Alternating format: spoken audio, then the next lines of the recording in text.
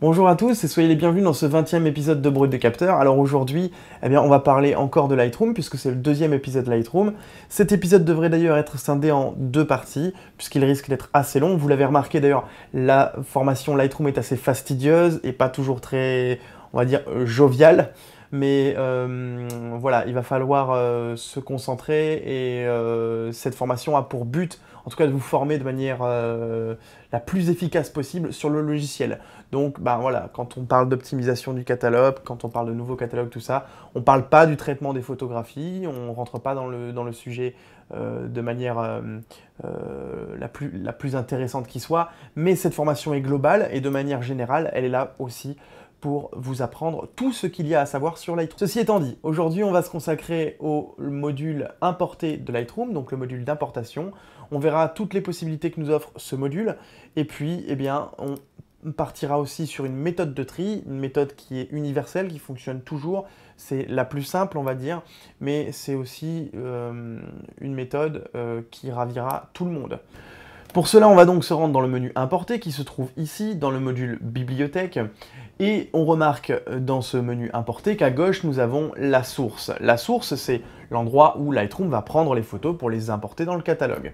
Cette source, elle peut être fixe, ça peut être votre ordinateur, c'est-à-dire des photos qui sont déjà présentes à l'intérieur de votre ordinateur, mais ça peut être aussi une source externe, qui peut être une carte mémoire. Si vous rentrez directement votre carte mémoire dans un port de votre ordinateur ou grâce à un petit appareil pour transférer les données. Je ne me rappelle plus comment ça s'appelle, c'est fou.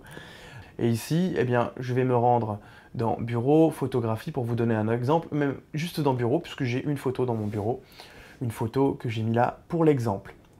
Alors, au centre, vous voyez qu'on a l'affichage des photographies en question. Donc, vous sélectionnez votre source et vous voyez les photographies qui apparaissent. Ici, on va voir qu'il y a plusieurs modes d'affichage. Toutes les photographies va regrouper toutes les photographies qui sont présentes dans le dossier que vous avez sélectionné. Les nouvelles photographies, qu'est-ce que c'est? C'est uniquement les photographies qui n'ont pas été importées dans le catalogue Lightroom. Cette fonction peut être très pratique, notamment si vous utilisez une carte mémoire en termes de source, et que vous avez des grosses cartes mémoire et que vous ne les formatiez pas à chaque fois que vous faites des photos. Exemple, j'ai fait un shoot le jeudi avec une fille, et le vendredi, j'ai été faire du paysage. Si j'ai déjà importé mon shoot jeudi soir, le vendredi, lorsque je mettrai mes nouvelles photographies, même si sur ma carte mémoire, j'ai deux sessions différentes de photographies, mon shoot et ma session paysage, il ne m'affichera que la session paysage. Et enfin, nous avons ici le dossier, la fonction dossier de destination, qui n'est pas accessible dans la fonction ajoutée. On verra qu'on peut l'utiliser que dans les trois premières fonctions, copier au format DNG, copier et déplacer. Et cette fonction va vous permettre d'afficher vos photographies en fonction du dossier de destination que nous allons voir. Et ça va m'amener à vous parler effectivement de la destination. Mais pas tout de suite. Ici, on voit qu'on a 4 méthodes d'importation, 4 méthodes générales d'importation, qui est la méthode copier au format DNG. Alors, pour ceux qui ont suivi la petite vidéo sur les formats de fichiers, vous savez maintenant que DNG, ça veut dire Digital Negative, c'est en gros un RAW, un fichier RAW qui a quelques informations en moins, comme toutes les informations propriétaires des fichiers RAW, etc., etc. Mais c'est un fichier, on va dire, dans l'absolu, un fichier RAW. Cette fonction va vous permettre de gagner pas mal de place, entre 15 et 30% selon votre appareil photo et vos fichiers RAW. C'est une fonction que j'utilise le plus souvent maintenant. Maintenant, c'est pas forcément celle que je vous conseillerais dans un premier temps, et vous verrez pourquoi après. Donc qu'est-ce que va faire Lightroom? Il va prendre vos fichiers dans la source, il va les transformer au format DNG, et il va les mettre dans un fichier de destination, qui sera dans un dossier de destination, pardon, qui sera dans votre ordinateur. La fonction copier, elle va juste copier les photographies, donc elle conservera entre guillemets le format initial de vos photographies dans un fichier de destination et il les importera dans le catalogue. Ensuite, on a la fonction déplacer qui, elle, va prendre les photographies, ne va pas les copier, mais les déplacer dans la destination et bien évidemment les importer à l'intérieur du catalogue. Et enfin, on a la fonction ajouter, et c'est celle que je vous conseillerais, puisque justement, on n'a pas de destination à rentrer, et c'est celle qui, on va dire, minimise à un fort pourcentage la quantité d'erreurs possibles. Bon, c'est pas très français ce que je viens de dire, mais vous avez compris. En gros, vous ferez pas de conneries en ayant la fonction ajouter. Pourquoi? Eh bien parce que vous aurez déjà importé vos photographies dans votre ordinateur, puisque la seule source aussi eh bien, devra être votre ordinateur dans cette fonction-là.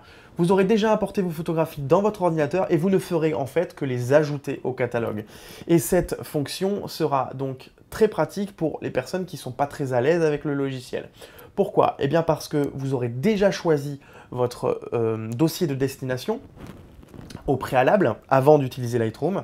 Et donc, il n'y aura jamais d'erreur possible. Pourquoi je vous dis ça? Eh bien parce que souvent, quelle est l'erreur qui se produit?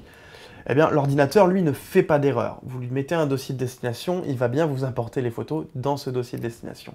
Mais lorsque vous choisirez une destination, ici, dans les 3 premières fonctions, par exemple, le jeudi, on reste sur le jeudi, je suis sur mon shoot avec une jolie fille, je importe mes photographies dans Lightroom, je les mets dans un dossier de destination qui va être, eh bien, prenons un exemple précis, hein.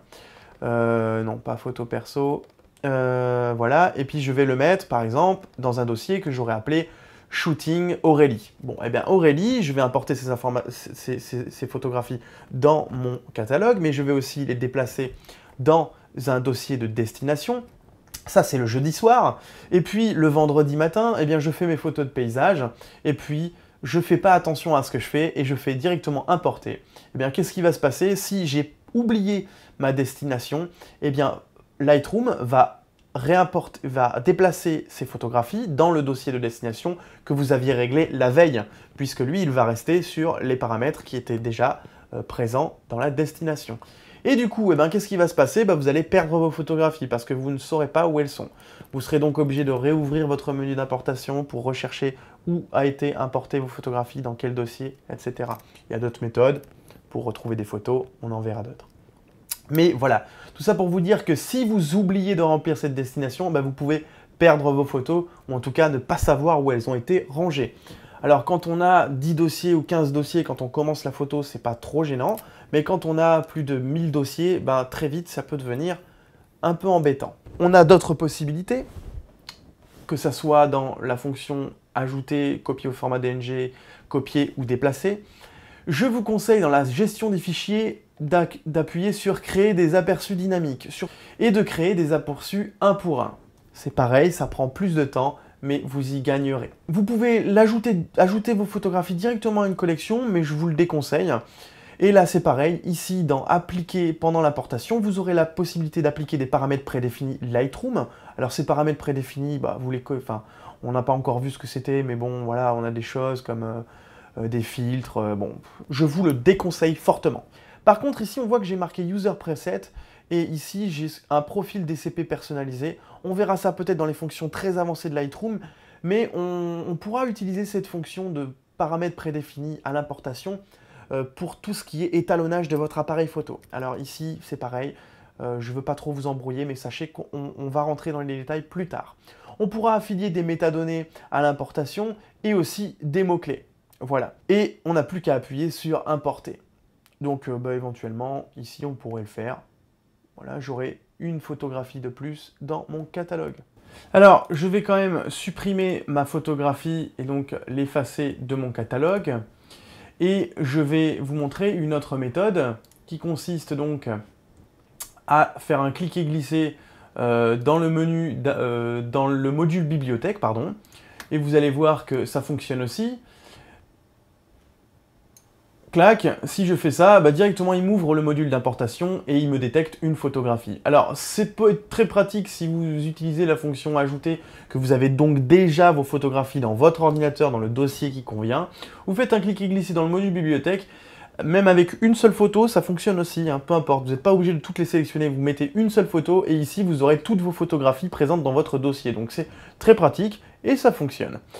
On n'a pas vu tout à l'heure, mais vous aurez la possibilité, pas dans la fonction ajoutée, mais dans toutes les autres fonctions, eh bien, de faire une copie sur un autre disque.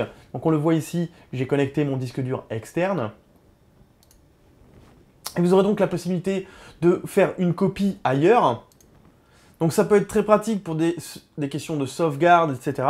Encore une fois, à vous de trouver une solution de sauvegarde. Il est très important de sauvegarder ces photographies. Pour ma part, je fais les sauvegardes physiques sur des disques durs externes de mes photographies, mais aussi de mon catalogue Lightroom et encore même d'autres choses. Mais on ne va pas trop rentrer dans les détails. En l'occurrence, j'ai 2 copies physiques en plus de mon ordinateur, parce que je suis un petit peu paranoïaque. Et en plus, ces copies physiques sont dans des endroits différents. C'est-à-dire que j'en ai une à la maison et j'en ai une dans un autre endroit, au cas où eh bien, j'ai des soucis. Donc ça peut être une option qui peut vous intéresser ici. Pour ma part, je ne l'utilise pas puisque je fais mes backups en fin de shoot, c'est-à-dire une fois que j'ai trié mes photographies, une fois que j'ai supprimé les photographies que je n'allais pas garder, et une fois que je les ai traitées aussi. On peut aussi ajouter une collection, ça on l'a vu tout à l'heure, et vous pouvez renommer vos fichiers à l'importation. Donc là on a différents paramètres, vous pouvez choisir des choses, vous pouvez même les personnaliser. Donc maintenant, on va voir ce qu'il se passe sous Lightroom lorsque vous déplacez un fichier dans votre ordinateur. Donc voyons, utilisons par exemple cette photographie et voyons ce qu'il se passe. Donc ici, je vais prendre le dossier qui correspond à la photographie que j'avais, donc c'est celui-ci. Je le déplace à l'intérieur de mon ordinateur. Donc là, je l'ai pris dans le dossier original et puis j'ai été le mettre dans le bureau. Donc j'ai déplacé de manière physique mon fichier. Qu'est-ce qui se passe? Eh bien, sous Lightroom, ici, vous allez vous rendre compte que vous avez un petit point d'exclamation sur la vignette.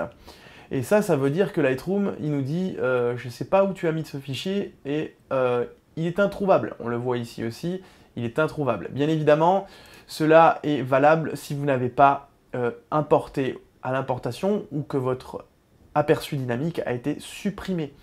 Donc si vous n'avez pas mis d'aperçu dynamique à l'importation ou qu'il a été supprimé parce que ça fait trop longtemps, eh bien voilà ce qui se passe. La photo est manquante, Lightroom me le dit ici, il me le dit aussi ici, et il me le dit aussi ici. Et on le voit que toutes les photographies qui étaient dans le même dossier, on le voit ici, sont concernées également, avec un petit point d'exclamation. Et si vous allez eh bien, dans l'onglet Bibliothèque, puis Dossier, eh bien, on se rendra compte que Shoot Clémence, ici aussi, on a un petit point d'interrogation sur le dossier. Alors, si cela est en fait, on vient de perdre le chemin d'accès entre les aperçus que l'on a à l'écran et les fichiers originaux. C'est ça qui vient de se passer.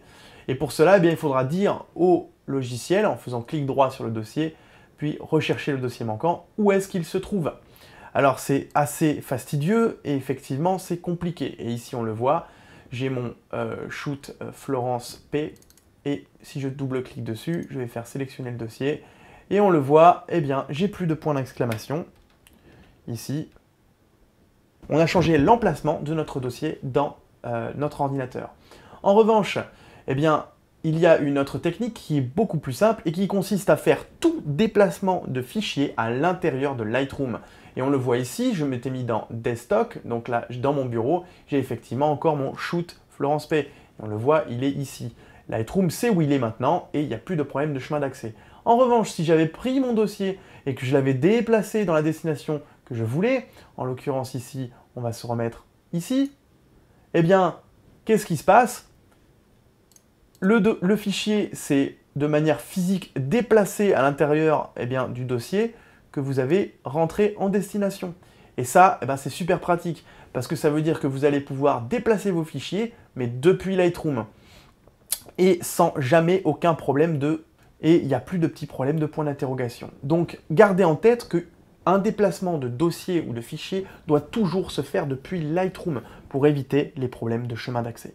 Considérons maintenant que vous venez d'importer vos photographies dans Lightroom, vous revenez de votre shoot, vous les avez importées et vous avez ça à l'écran. C'est votre dernière importation et nous verrons qu'il y a plein de méthodes pour les trier. Mais aujourd'hui, je vais vous montrer une méthode universelle, une méthode qui fonctionnera toujours, c'est la plus simple et la plus utilisée. En revanche, il y en a plein, il y a même des méthodes très farfelues, on peut même aujourd'hui trier ces photographies avec une manette de Xbox ou de PlayStation. En tout cas, peu importe, je vais vous montrer une méthode. Vous aurez peut-être besoin de faire tourner certaines images, puisque vous n'avez peut-être pas la rotation automatique sur votre appareil photo. Vous aurez peut-être des images qui ne seront pas dans le bon sens. Alors pour cela, on a plusieurs méthodes. On peut faire clic droit, puis eh bien, rotation... Alors, excusez-moi, voilà, rotation anti-horaire ou horaire. Donc horaire, bah, c'est dans le sens des aiguilles d'une montre, anti-horaire, c'est dans l'autre sens. Pas de souci, tout le monde sait. Donc là, en l'occurrence, horaire, ça me conviendrait un peu mieux. Vous avez aussi la possibilité d'aller dans photo, puis vous avez ici rotation anti-horaire. Et puis vous avez encore, pour les plus aguerris, la possibilité d'appuyer sur CTRL, majuscule et point virgule, ou deux points pour changer le sens. Donc voilà, dans un sens ou dans l'autre. Ça, c'est une méthode. Et vous avez vu, j'ai utilisé encore une autre méthode qui est de peindre directement ici avec la petite bombe de peinture. Et vous allez mettre une rotation, vous pouvez choisir le sens, et puis ici, eh bien, vous allez pouvoir peindre. Alors, si vous avez beaucoup de photographies, ça peut être une méthode très très intéressante que d'utiliser la bombe de peinture. Je vous donne un exemple. Ici, je vais le faire 3 fois. Voilà. Ici, par exemple, si j'avais réglé le bon sens de rotation, eh ben, en un clic, je peux retourner 4 photographies de manière très rapide. Donc c'est super intéressant d'utiliser la bombe de peinture. La bombe de peinture pourra être utilisée pour plein de choses, comme affilier des libellés, des mots-clés, des marqueurs, des notes, des métadonnées, des paramètres, et même envoyer vos photographies dans une collection cible. On verra ça peut-être dans une autre méthode de tri un peu plus avancée. Et eh ben, c'est très pratique d'utiliser la bombe de peinture. Ça, c'était la première chose. Vous aurez besoin peut-être de retourner vos photographies. Ensuite, on va faire ce que l'on appelle des piles. Pour cela, eh bien, on va analyser quelles sont les photographies qui vont se regrouper. Ici, par exemple, on voit que j'ai une série de photographies qui sont un peu similaires. Mon modèle est dans l'herbe avec des poses à peu près similaires et je vais faire des piles. Pour cela, je sélectionne ma première photographie, je reste appuyé sur la touche majuscule, je sélectionne ma dernière photographie et ça sélectionne toutes les photographies entre les deux. Vous avez aussi la possibilité, comme sous Windows, eh bien, d'utiliser la touche CTRL, donc de sélectionner vos photographies une par une grâce à la touche CTRL. Et puis vous allez faire un clic droit, empilement, et enfin associer dans une pile. Et cela va les empiler. Et puis ici, on voit que j'ai une autre série de photos de mon modèle au bord de l'eau. Et eh bien, je vais décider de les empiler de la même façon. Alors, vous avez aussi la possibilité de faire CTRL-G pour empiler de manière plus simple. Il n'y a pas besoin de faire clic droit, empilement et associer dans une pile. Vous faites CTRL-G. Lorsque vous appuyez sur la petite vignette, eh ben, la pile se développe. Et quand vous réappuyez sur la petite vignette, la pile se réduit. Voilà. Ici, on voit que j'ai 13 photographies. C'est annoncé dans la petite vignette. Et ici, on voit que j'ai 8 photographies. Mais j'aurais pu très bien, eh bien, oublier, on va dire, une photographie. Et pour cela, eh bien, je vais faire scinder la pile, et vous allez voir, empilement, scinder la pile, ça nous montre donc comment eh bien, désempiler des photographies. Et on le voit ici, eh bien, ma dernière photo est sortie de ma pile. Si vous voulez rajouter une photographie dans une pile, eh bien, il vous suffit de la sélectionner et puis de la faire glisser à l'intérieur de la pile. Ça vous permettra eh bien, d'ajouter votre photographie à une pile. Et vous pouvez, comme je l'ai fait tout à l'heure, scinder une pile. Si vous voyez que votre pile est peut-être un petit peu trop grande et que vous avez une série de photographies qui est peut-être un petit peu différente, je prends l'exemple de celle-ci qui est dans un autre format, puisque là, je suis sur un format portrait alors que j'avais que des formats paysages. Mais imaginons que vous ayez plusieurs photographies, eh bien vous sélectionnerez la première photographie que vous voulez scinder de la pile. Vous faites clic droit, puis empilement, scinder de la pile. Scinder la pile. Et ici, on aura deux piles. Une première pile avec vos photographies originales, et puis la deuxième pile avec les photographies que vous aurez décidé de sortir de cette pile. Et vous voyez ici que nous avons 3 piles. Il existe aussi une méthode d'empilement un peu plus complexe et automatique, et on va voir ça tout de suite. Vous pouvez faire un clic droit sur n'importe quelle photographie, empilement, et enfin ici, empilement automatique selon l'heure de capture. Alors cette fonction va certainement beaucoup intéresser tous les photographes de sport qui vont avoir tendance à utiliser la rafale de leur appareil photo, ou les photographes d'oiseaux, les photographes animaliers par exemple, voilà, ça va pouvoir leur permettre de faire des piles en fonction des heures de capture, de pouvoir, afin de scinder leur travail en fonction des sujets qu'ils ont photographiés. Et ça peut aussi intéresser les photographes de voyage qui vont pouvoir, par exemple, faire des piles en fonction de leur journée. Et pouvoir dire, ben voilà, le 22 on était à tel endroit, le 23 on était à tel endroit, le 24 janvier on était à tel endroit, le 25 janvier on était à tel endroit, et pouvoir faire en fait eh bien, des piles en fonction des journées ou des heures même de la journée. Et ça, c'est super intéressant.